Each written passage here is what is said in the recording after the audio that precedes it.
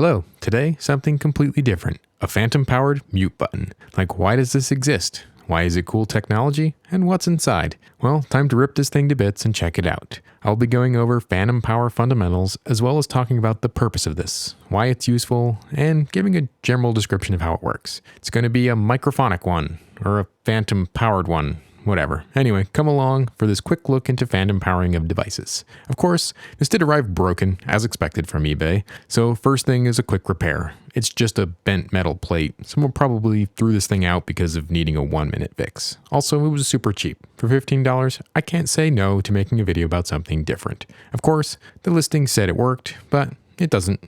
People don't know how to do anything anymore. There is an affiliate link, which earns me a couple % but doesn't cost you more, as well as links for more information. The affiliate link is generic, search for what you want. Many thanks to my patrons and channel supporters. The detailed data is on Patreon. The specific device in question today is the Sennheiser MAT-133 S microphone table stand with programmable button. Programmable is a strong word. It has a toggle switch. This thing comes with so much documentation. Honestly, it's really impressive. I just want to take it out and push the button though.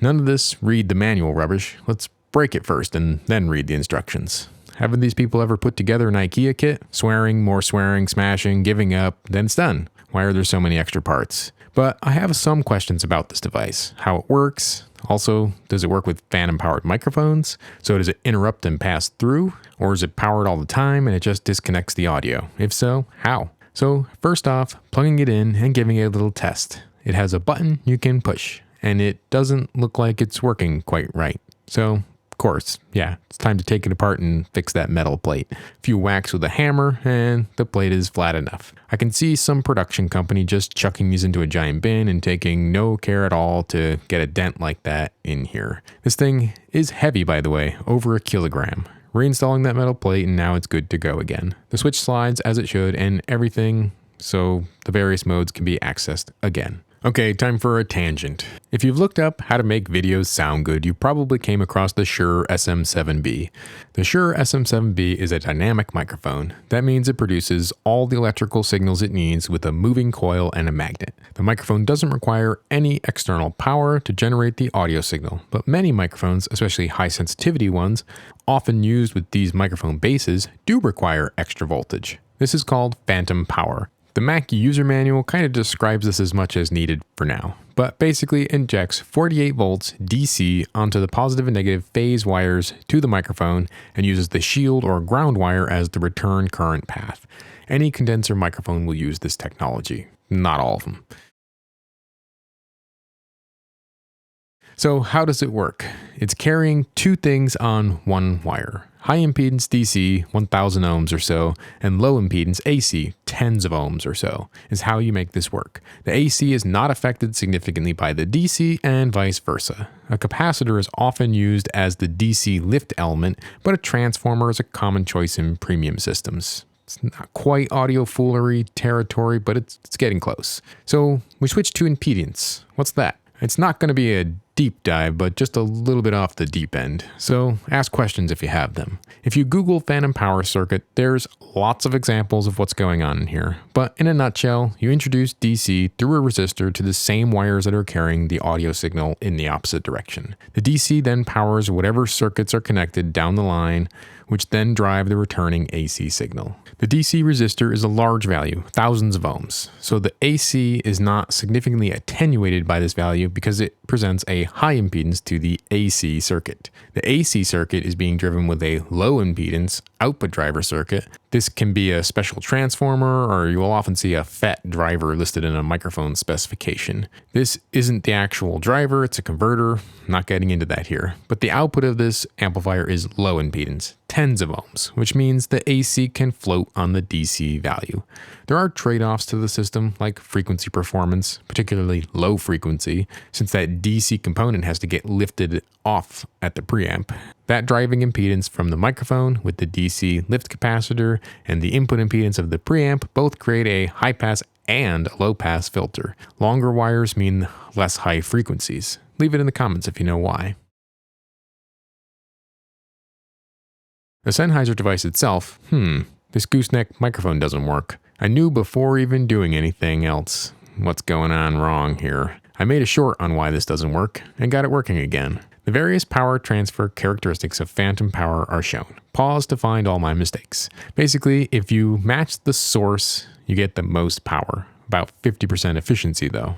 This mic base and lots of other equipment tends to not pull that much current, so these are usually higher on the scale. But the supplies have to be tolerant of short circuits, as we saw happened with that gooseneck mic, so 1/2 watt resistors minimum. This is why an audio power amplifier or your household wiring uses a low impedance output and a high impedance speaker or source, relatively speaking, to transfer power. Otherwise, half the power would be dissipated at the source. Reflections and matching do become a concern in the grand scheme, but that's way too much for this video. Anyway, messing around with this, the various functions can be tested out to see how each of them works. It's not much of a surprise really. It's push to talk, push to mute, on, off, or just on all the time. The LEDs will still flip states with the logic inputs. So this is if you have an external control system to let people know the mic is on or off. No idea when that would be useful, when you really need to remotely mute people for some reason who wouldn't stop talking. Anyway, the LEDs I put externally are providing a driving signal to the red wire, forcing the LED in the base to change, and reading the status of the button push on the black wire, showing it on the other two LEDs. So the remote system, be it a mixer or console or a rack solution, is enforcing the mute function, meaning physically disconnecting the audio, while the mic base is always on for the audio signal. The LED in the mic base is strictly displaying what the remote unit is telling it the status is, and the button can toggle that function by sending a pulse to the control unit. This enables a system with a local mute function for the talent, indication of when the mic is live, and mixing anywhere in the world. I admit I did take a look at the user manuals just because, well, the documentation quality is excellent. Really, like they put some serious work into making great products. I feel like I should own more Sennheiser things. So where do these things get used? These are podium mic pods or tabletop mics, useful for large panels where there are a lot of potentially live microphones in one room. This presents a problem generally. Anyone familiar with this squeal, the sound of feedback, that inevitable ear-wrenching squelch that happens when the sound system is turned up a bit too much and the speaker is a bit too soft or quiet. So having a local button for each user, one, eliminates the need for a sound technician to have live cues to be able to unmute people as they talk. Maybe that's an advantage, or be able to take it over if needed. But there are situations where people just need a push to talk button or a push to mute for a cough. Having that button easily accessible is why this exists, and I'm sure I'll find a few other random uses for this thing. So taking a few measurements, it does turn out that this passes phantom power onto the next thing in the line. So this thing uses low enough amount of current to be able to save enough energy for the microphone connected further down the line. This is nice. The specifications kind of told us the current consumption, which is pretty far under the amount available by a 48 volt phantom power system, so this shouldn't have any issues with both a microphone and this active device. The pass-through voltage is a little lower than 48 volts as expected. So time to tear it apart and see what's going on in here. We already saw the backside of the circuit board, but here it is with some sections labeled. It's fairly obvious what everything is here, but a few of the key components are labeled. The mic input, the mic output are hopefully obvious, but there is the switch and a few ribbon cables off to the various bits. They took the time to silkscreen the bottom with the symbols for the digital connections, but not write what they mean. That's a bit obnoxious because I don't really know what the symbols mean. If you work with this specific thing, then I'm sure you're used to it, but it's unnecessary complication to make it more complicated. Taking the main circuit board off, am I expecting a microcontroller, or is this thing going to be strictly a logic-based board? And taking a look at it, it is a logic-based system. It looks like a 7400 series logic chip. We'll have to look that up and see what it is. I can't read the number from here.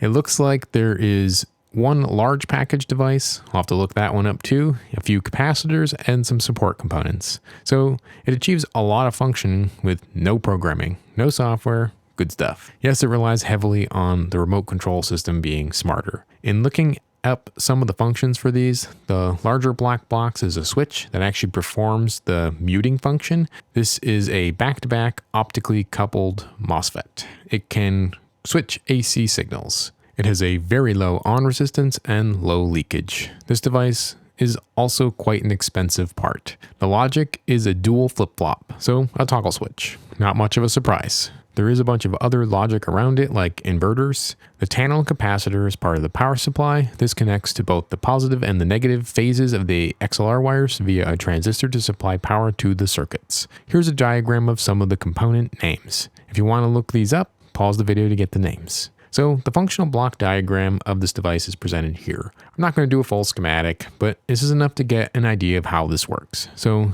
when the switch is off, the signal essentially passes right through unphased. It does pass through a pair of 220 ohm resistors. When you push the button, that photo MOSFET is activated and it connects the yellow and red wires together through the capacitor. This provides no DC connection in case they aren't quite balanced. In other words, no pop. But since these two signals are 180 degrees out of phase, you get cancellation when you connect them together. So one switch causes the signal to go away without removing any DC connection, so the microphone is still on. It's essentially short-circuited, so the 220 ohm input resistors make sure that the microphone isn't overloaded because the signal is shorted out from DC to daylight. If the signal is single-ended, you still get around 70 dB of isolation because of the 220 ohm resistors too, so it works both ways, but the single-ended connection will make it pop. This is effective for many types of microphones and signal types. They do need to be tolerant of that 48 volts of DC, of course. So when I tested this out with a proper balanced input, there is no pop, except the idiot tapping on the microphone. When you use this with a camera like my junky old Sony, it pops because the input of the camera is single-ended, so the DC moves a little bit when you push the button, and that causes a pop. You could connect both ends to ground, as I show in this example, and it would not pop for the single-ended and non-single-ended, but it would double the component count of some of the most expensive parts, and that capacitor would be subject to the full voltage of the 48 volt rail, so it would have to be much larger. So yeah, Sennheiser did this the easiest and the smartest way, and it's taking advantage of the out-of-phase nature of the two signals to cancel. It works great, and it makes sense. Thanks for watching. That was a look at what I find to be a fascinating piece of simple technology, the humble button, but turned up to 11 and functionally a lot more than it appears. I'd say programmable is a stretch, but the selectable functionality is probably a more realistic statement. This little Sennheiser microphone pod fills a need for mute or a room with lots of people where many people will not be talking. This other thing has a phantom power button to supply the voltage, and it's lit up both ways. Does it mean it's on when it's green or red? Green means go, but also off. This is cheap stuff. Why would someone do this? The Sennheiser, on the other hand, is good design. It does put the onus on the user to remember to push the button, or does it? Since it also has that remote control functionality with the logic ports. It can be controlled remotely, sort of. The LED and button can act on a remote mute function. It's very well made, and it's an impressive piece of technology. It's nice to see things that are made correctly. See you in the next one. Thanks again. Goodbye.